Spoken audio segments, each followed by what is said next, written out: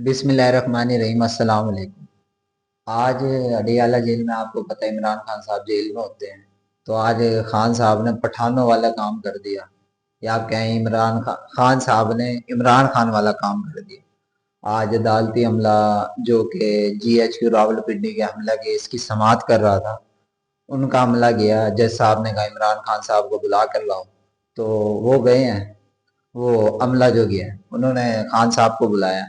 तो सुबह के टाइम पे खान साहब की तो बचपन से रूटीन है, मैं कहता हूँ 50-60 साल की रूटीन है कि खान साहब वर्जिश करते हैं।